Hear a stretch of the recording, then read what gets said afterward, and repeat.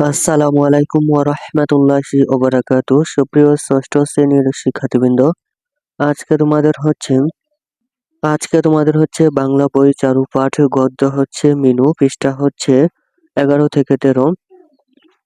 এর হচ্ছে কর্ম অনুশীলন, এর প্রশ্নের উত্তর সম্পর্কে আলোচনা করব। তারপর হচ্ছে বহু নির্বাচনী প্রশ্নের উত্তর সম্পর্কে আলোচনা করব। তারপর হচ্ছে পৃষ্ঠা 12। তারপর হচ্ছে পৃষ্ঠা 13 এর সৃজনশীল 1 এর উত্তর সম্পর্কে আলোচনা করব। প্রিয় শিক্ষার্থী, তুমি যদি আমার এই ইউটিউব চ্যানেলে নিয়মিত ভিডিও দেখো তাহলে তোমাদের আর কোনো গাইড বই কিনতে হবে না ইনশাল্লাহ। সুতরাং চ্যানেলটি এখনই সাবস্ক্রাইব করে পাশে থাকতে পারো। চলো শুরু করা যাক। কর্ম অনুশীলন। 1 নম্বর প্রশ্ন হচ্ছে বিশেষ চাহিদা সম্পন্ন একজন শিশুকে নিয়ে গল্প, কবিতা বা সংক্ষিপ্ত রচনা লেখো। মনে রাখবে, তুমি যাই লেখো না কেন শিশুটির প্রতি যেন মমত্ববোধ প্রকাশ পায়। 2 নম্বর কর্ম অনুশীলন প্রশ্ন হচ্ছে বিশেষ চাহিদা সম্পন্ন শিশুদের প্রতি সামাজিক সচেতনতা সৃষ্টির লক্ষ্যে প্রচারণার জন্য পোস্টার ও লিফলেট তৈরি করো। প্রিয় শিক্ষার্থী, কর্ম অনুশীলন এর প্রশ্নের উত্তরগুলো তোমাদের দেখাচ্ছি, তা তোমরা সুন্দর করে খাতায় লিখে রাখতে পারো। চলো শুরু করা যাক। ষষ্ঠ শ্রেণীর বাংলা প্রথম পত্র বই চারুপাঠ, গদ্য হচ্ছে মিনু, পৃষ্ঠা 11। কর্ম অনুশীলন। 1 নম্বর প্রশ্ন হচ্ছে বিশেষ চাহিদা সম্পন্ন একজন শিশুকে নিয়ে গল্প, কবিতা বা সংক্ষিপ্ত রচনা লেখো। মনে রাখবে, তুমি যাই লেখো না কেন শিশুটির প্রতি যেন মমত্ববোধ প্রকাশ পায়। উত্তর, কর্ম অনুশীলন। বিশেষ চাহিদা সম্পন্ন শিশুকে নিয়ে সংক্ষিপ্ত রচনা। শিশুটির নাম হচ্ছে রিমি। এক আলাদা আলো। রিমি আমাদের পাড়ার একটি বিশেষ চাহিদা সম্পন্ন মেয়ে। সে ঠিকভাবে কথা বলতে পারে না এবং হাঁটতেও তার কিছুটা অসুবিধা হয়। তবে তার মনটা খুব কোমল ও ভালোবাসায় ভরা। প্রতিদিন সে বাড়ির উঠানে বসে রঙিন পেন্সিল দিয়ে ছবি আঁকে। তার ছবিতে থাকে ফুল, পাখি আর হাসিমুখ মানুষ। অনেকে রিমিকে দেখে হাসাহাসি করে, কেউ কেউ অবহেলা করে, কিন্তু রিমি কখনো দুঃখ পুষে রাখে না। কিন্তু রিমি কখনো দুঃখ পুষে রাখে না। সে মৃদু হাসি দিয়ে সবাইকে দেখে। একদিন স্কুলের সাংস্কৃতিক অনুষ্ঠানে রিমির আঁকা ছবি প্রদর্শিত হয়। সবাই অবাক হয়ে দেখে তার আঁকা ছবিগুলো কত সুন্দর। সেদিনও সবাই বুঝতে পারে বিশেষ চাহিদা থাকা মানেই অক্ষমতা নয়।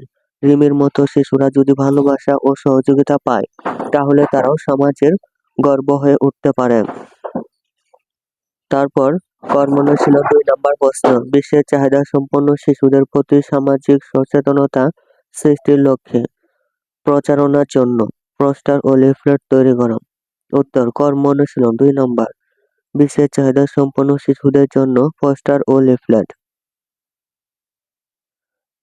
পোস্টার লেখা। বিশেষ চাহিদা মানে অক্ষমতা নয়, ওদের আছে আলাদা প্রতিভা। প্রয়োজন শুধু ভালোবাসা ও সহযোগিতা।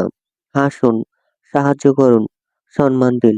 বিশেষ চাহিদা সম্পন্ন শিশুরাও আমাদেরই অংশ। একসাথে গড়ি মানবিক সমাজ। তারপর হচ্ছে লিফলেট লেখা। বিশেষ চাহিদা সম্পন্ন শিশুদের পাশে দাঁড়ান। তাদের অবহেলা নয়, দিন সম্মান। তাদের অবহেলা নয়, দিন কি সম্মান। বিদ্রূপ নয়, দিন সহানুভূতি। সুযোগ পেলে সাহায্যের হাত বাড়িয়ে দিন। মনে রাখবেন মনে রাখবেন সহানুভূতি থেকেই জন্ম নেয় সুন্দর সমাজ। আজই সচেতন হই, মানবিক হই। প্রিয় শিক্ষার্থী, তারপর হচ্ছে বহুনির্বাচনী প্রশ্ন, নমুনা প্রশ্ন। 1 নম্বর বহুনির্বাচনী প্রশ্ন হচ্ছে মিনুর সই কি? উত্তর হচ্ছে 1 গ শুকতারা। মিনুর সই হচ্ছে শুকতারা। পৃষ্ঠা 12। 2 নম্বর বহুনির্বাচনী প্রশ্ন মিনুর বাবা অনেক দূর বিদেশ আছে। এখানে দূর বিদেশ বলতে কোনটিকে বোঝানো হয়েছে? উত্তর হচ্ছে 2 গ পরপার। উত্তর হচ্ছে 2 গ পরপার। উদ্দীপকটি পড়ে 3 ও 4 নম্বর প্রশ্নের উত্তর দাও। মায়ের ভালোবাসা, বাবার প্রচন্ড আকাঙ্ক্ষা, মাকে না দেখার অব্যক্ত ব্যাকুলতা কলকাতায় থাকা ফটিকের মনকে আচ্ছন্ন করে রাখে। শহরের অনাত্মীয় পরিবেশ থেকে বাঁচার জন্য মাঝে মধ্যে তার মন কেঁদে ওঠে মা মা বলে। মায়ের কাছে ফিরে যাবার আশায় থেকে ফটিক একদিন সবার কাছ থেকে চিরদিনের ছুটি নিয়ে পশ্চিমের পথে পাড়ি জমায়। 3 নম্বর বহুনির্বাচনী প্রশ্ন হচ্ছে উদ্দীপকটিতে মিনু গল্পের কোন বিষয়টি লক্ষ্য করা যায়? উত্তর হচ্ছে 3 ক, আত্মীয়ের অনাদর অবহেলা। প্রিয় শিক্ষার্থী, তারপর বহুনির্বাচনী প্রশ্ন 4। উদ্দীপকটিতে মিনু ও ফটিকের পরিণতির ক্ষেত্রে প্রযোজ্য। উত্তর হচ্ছে 4 খ, 1-3। 1 নম্বর হচ্ছে প্রকৃতি হলো শ্রেষ্ঠ আশ্রয়। 3 নম্বর হচ্ছে পারস্পরিক সহমর্মিতা জীবনকে বাঁচিয়ে রাখে। প্রিয় শিক্ষার্থী, তারপর পৃষ্ঠা হচ্ছে 13। সৃজনশীল প্রশ্ন। উদ্দীপক 1 নম্বর উদ্দীপক, বন্যা সারা সকাল মিসেস সালমার বাসায় কাজ করে। তাকে খালাম্মা বলে ডাকে। সে মিসেস সালমার যাবতীয় কাজে সাহায্য করার চেষ্টা করে। দিবা শাখার একটি স্কুলেও সে পড়ে। পড়ালেখায় সে পিছিয়ে নেই, শুধু প্রকৃতির কোনো কিছুর সঙ্গে তার সখ্য গড়ে ওঠেনি। সে সময় বা তার কোথায়? তার নিজের জীবন আর কাজ নিয়েই সে ব্যস্ত, প্রকৃতিতে নয়। নিজের কাজের সে শান্তি খুঁজে পায় নিজের কাজেই সে শান্তি খুঁজে পায়। বন্যা তার কাছ দিয়ে কথা দিয়ে মিসেস সালমাকে এমন করে নিয়েছে, সে মিসেস সালমাও বন্যাকে পরিবারের অন্য সদস্যের মতোই মনে করে। ক নং প্রশ্ন হচ্ছে মিনু কার বাড়িতে থাকতো? খ নং প্রশ্ন হচ্ছে ষষ্ঠ ইন্দ্রিয় বলতে কি বোঝানো হয়েছে? গ নং প্রশ্ন হচ্ছে অবস্থানগত দিক থেকে উদ্দীপকের বন্যা ও মিনুর মধ্যে যে বৈসাদৃশ্য লক্ষ্য করা যায় তা ব্যাখ্যা করো। ঘ নং প্রশ্ন হচ্ছে বন্যার শিক্ষা ছিল প্রাতিষ্ঠানিক আর প্রকৃতি হচ্ছে মিনুর পাঠশালা। কথাটি বিশ্লেষণ করো। প্রিয় শিক্ষার্থী, সৃজনশীল প্রশ্নগুলোর উত্তর তোমাদের দেখাচ্ছি, তা তোমরা সুন্দর করে খাতায় লিখে রাখতে পারো। চলো শুরু করা যাক। ষষ্ঠ শ্রেণীর বাংলা প্রথম পত্র বই চারুপাঠ গদ্য হচ্ছে মিনু, পৃষ্ঠা 13। সৃজনশীল প্রশ্নের উত্তর।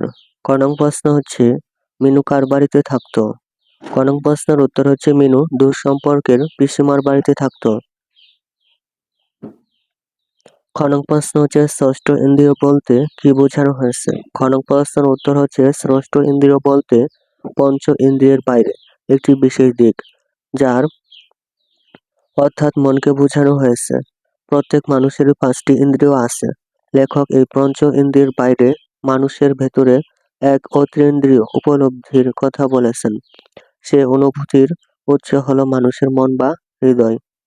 ষষ্ঠ ইন্দ্রিয় বলতে এই মনকেই বোঝানো হয়েছে। প্রিয় শিক্ষার্থী, তারপর প্রশ্ন হচ্ছে গ, অবস্থানগত দিক থেকে উদ্দীপকের বন্যা ও মিনুর মধ্যে যে বৈসাদৃশ্য লক্ষ্য করা যায় তা ব্যাখ্যা করো। গ নং প্রশ্নের উত্তর হচ্ছে শারীরিক অক্ষমতা ও মানসিক অবস্থার বিচারে উদ্দীপকের বন্যা ও মিনুর মধ্যে বৈসাদৃশ্য লক্ষ্য করা যায়।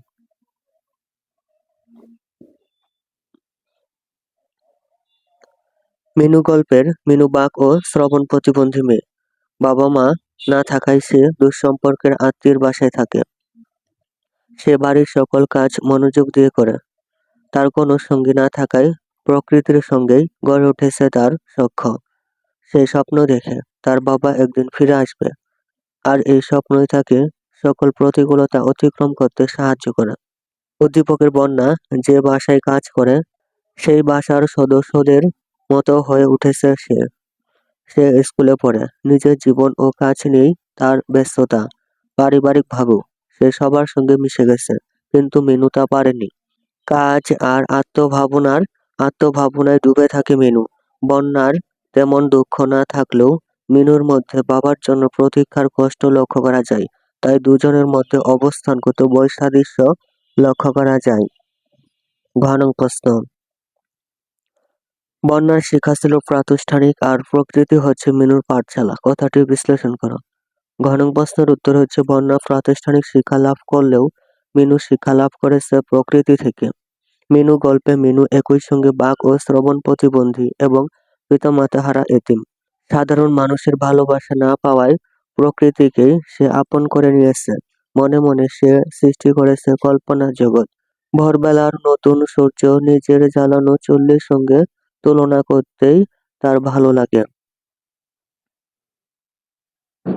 হলদে পাখি দেখে তার মনে পুলক জাগে। ভোরের শুকতারাকে সে নিজের সই বানিয়েছে, কেননা এত ভোরে সেই তাকে সঙ্গ দেয়। প্রকৃতি থেকেই সে প্রতিনিয়ত শিক্ষা লাভ করে। অন্যদিকে উদ্দীপকের বন্যা বাড়ির কাজ করলেও সে পেয়েছে গৃহকর্তার ভালোবাসা।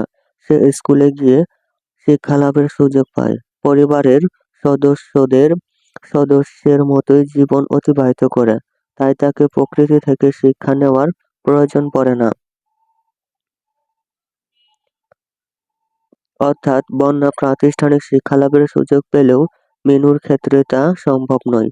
সে বিরূপ সমাজে সে বিরূপ সমাজে বসবাস করায় মানুষের সহানুভূতি পাচ্ছে না। আর তাই পাঠশালার ও প্রকৃতি থেকে মিনু শিক্ষা লাভ করেছে। প্রকৃতি তার নিয়মের মাধ্যমে মিনুকে শিক্ষা দিয়ে চলেছে। প্রকৃতি তার নিয়মের মাধ্যমে মিনুকে শিক্ষা দিয়ে চলেছে। প্রিয় শিক্ষার্থী, এই ছিল তোমাদের ষষ্ঠ শ্রেণীর বাংলা প্রথম পত্র বই চারুপাঠ। গদ্য হচ্ছে মিনু, পৃষ্ঠা হচ্ছে 11 থেকে 13। কর্ম অনুশীলন এর উত্তর দেখানো হয়েছে, বহু নির্বাচনী প্রশ্নের উত্তর এবং সৃজনশীল প্রশ্নের উত্তর। প্রিয় শিক্ষার্থী, অন্যান্য সকল বইয়ের উত্তর পেতে চ্যানেলটির প্লে লিস্ট দেখতে পারো। প্রিয় শিক্ষার্থী, তুমি যদি আমার এই চ্যানেলে নিয়মিত ভিডিও দেখো তাহলে তোমাদের আর কোনো গাইড বই কিনতে হবে না ইনশাল্লাহ। সুতরাং চ্যানেলটি এখনই সাবস্ক্রাইব করে পাশে থাকতে পারো। ধন্যবাদ।